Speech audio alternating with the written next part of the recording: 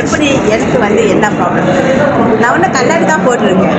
ஏன்னா நிறைய பேருக்கு வேறு பிரச்சனை இருக்கும் பாருங்க. ஆனால் எனக்கு ஃப்ளோட்டஸ்ன்னு சொன்னால் கண்ணில் கருமை அது சும்மா சொல்லியிருப்பாங்க. அந்த ஃப்ளோட்டஸ்னால் கருப்பாக இருக்கும் பாருங்க. அங்கங்கே அப்படியே பெருசாக இருக்கும். திரும்பினா எப்படி பெருசாக இருக்கும். ஸோ ஆரம்பத்தில் started with my left eyes. Then அப்படியே அது தொடர்ந்து இருந்ததுனால இன்னும் கொஞ்ச நாள் சென்று ஆஃப்டர் சம் டைம் இந்த கண்ணாக பாதிச்சிருச்சு.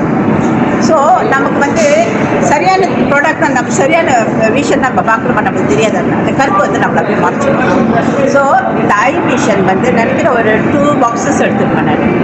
ஸோ என்னோட அந்த பெரிய அந்த கருப்பு எல்லாமே இப்போ சும்மா ஒரு டாட் மாதிரி தான் இருக்குது. 2 கண்ணிலையும் அந்த டாட் இன்னும் இருக்குது, ஆனால் ஒன்றும் மறையில்லை.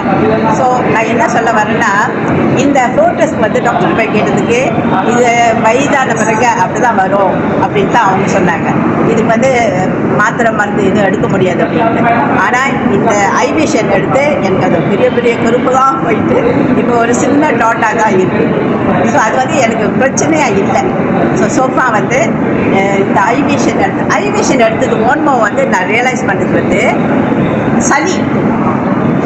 எனக்கு அந்த சளி இல்லாத போயிடுச்சு. தொண்டையில் கரகரன்னு இருந்துச்சு. சளி மூக்கில் சளி. ஸோ அப்புறம் கொஞ்ச நாளைக்கு பிறகு பார்த்தாக்கா அந்த சளி இல்லாத. ஸோ நம்ம ப்ராடக்ட் இந்த ப்ராடக்ட் இப்படி தான் வேலை செய்யணும் தெரியாது. ஸோ வந்தவங்களுக்கு எல்லாத்துக்கும் நன்றி செய்து ட்ரை பண்ணி சாப்பிட்டுருக்காங்க. கண்ணுக்கு இம்பார்ட்டன்ஸ் கொடுங்க. இது என்னோட ஷேரிங். Thank you so much.